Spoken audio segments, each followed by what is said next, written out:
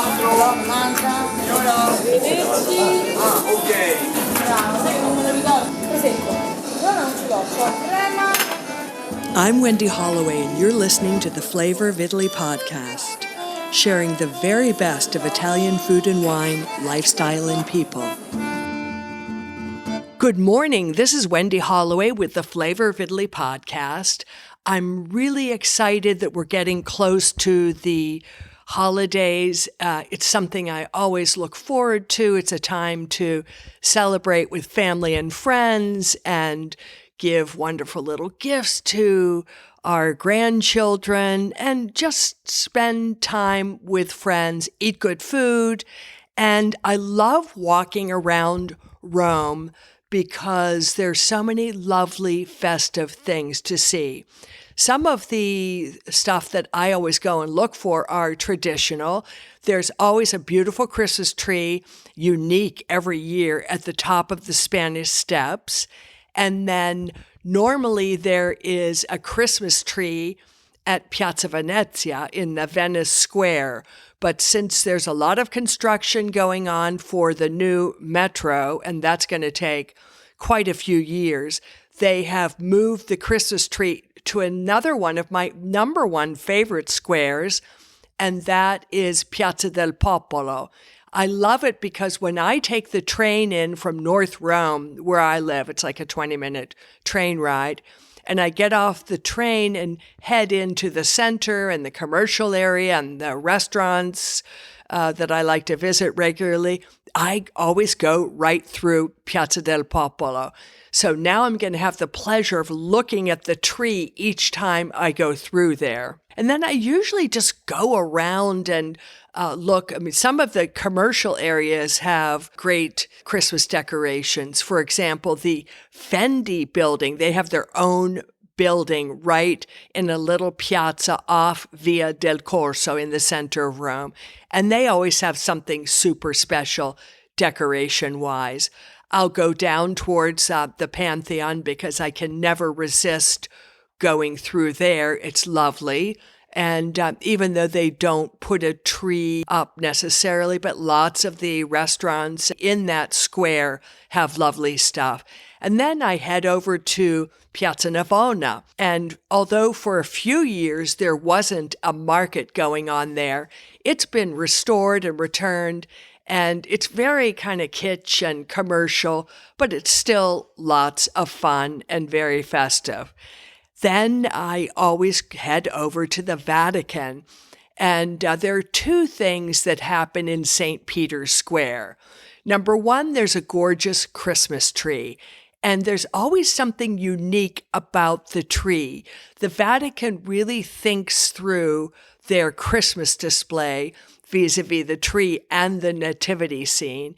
And this year, I know it's going to be a white fir tree. Well, it is. They put it up on last Sunday and lit it up, but I haven't seen it yet, and I will in the coming days. And it's going to be covered with some white Edelweiss flowers. The thing I'm the most excited about this year is the Nativity Scene. And you might wonder why. It's because it's featuring an 800-year anniversary celebration of St. Francis of Assisi's first nativity scene.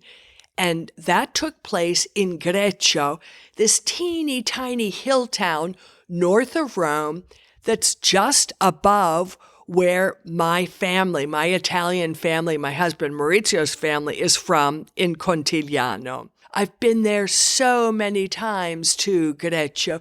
It's lovely, and even the most non-spiritual person cannot help but feel amazed and spiritual. This sanctuary that kind of hangs off a cliff over the Sabine Hills, it's really quite magnificent, and it just fills you with the glory of what nature has to offer. I want to talk to you a little bit about this first nativity scene. And by the way, I hope you are reading my Substack weekly newsletter regularly. It's a subscriber-only newsletter, but it's always full of lots of information about interesting Italian cultural and design and food events going on, and I usually include some recipes or restaurant information.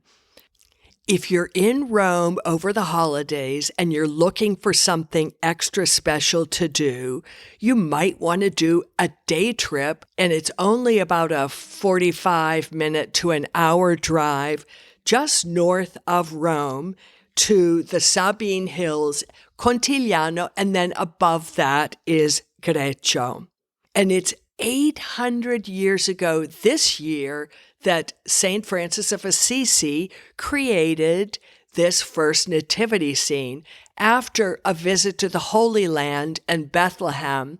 And apparently Greccio kind of reminded him of that experience and that place that he visited. One great thing that I always love every time we go to Greccio is visiting the Nativity Scene museum that they have right there at the sanctuary.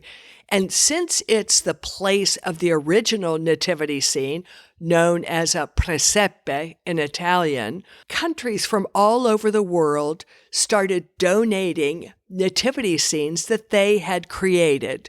So you'll find all kinds of nativity scenes there. There's one very cute one that's made out of pasta, and you can actually recognize the different pasta shapes. And then there are others made out of ceramic, some made out of wood, and they all have sort of a different tweak to them. This Borgo or town of Greccio is so picturesque, as I say, and it's really just like a small jewel that's nestled on the slopes of the Sabine Hills. And it really gives the visitor this sense of the natural beauty, but also a really wonderful artistic, cultural, and spiritual heritage. On Christmas Eve in 1223, 800 years ago, assisted by the castle's custodian, St. Francis of Assisi chose a cave where he planned to build a manger and bring an ox and donkey. And according to St. Francis's biographies, a baby appeared inside the manger during the service, and Francis picked him up and held him in his arms. And now, every year during the Christmas season, this miracle is reenacted right there at Greccio. And the whole custom of having a nativity scene has spread not only throughout Italy, but throughout the world. Now, this cave, the original cave, is now part of the Franciscan sanctuary, and it just hangs on this rocky ledge among an oak forest. And you can see traces of the Greccio's fortifications and parts of the old castle that are still just slightly visible. Greccio is celebrating this 800-year anniversary in a number of different ways, and one of them is that a postage stamp has been created both by the Italian Postal Authority and the Vatican Postal Authority, because they have their own post office and their own stamps. And these two stamps commemorate this 800-year anniversary of the first presepe. And I've seen, doing a little bit of research, that it's not just Italian stamps that are commemorating this wonderful 800-year anniversary. After the very first nativity scene, the practice of doing this each Christmas Eve and Christmas season became really popular and spread far and wide and throughout Italy. Within a century, almost every church in Italy had taken up the practice. Now, originally, the first nativity scene was a live nativity scene, a presepe vivente. So there were human living characters and animals who were there for the nativity scene. And then over time, statues rather than living people and animals were used. And that eventually led to the in-home nativity scenes that are really so much a part of Christmas today, especially in Italy. Lots of scholars believe that the oldest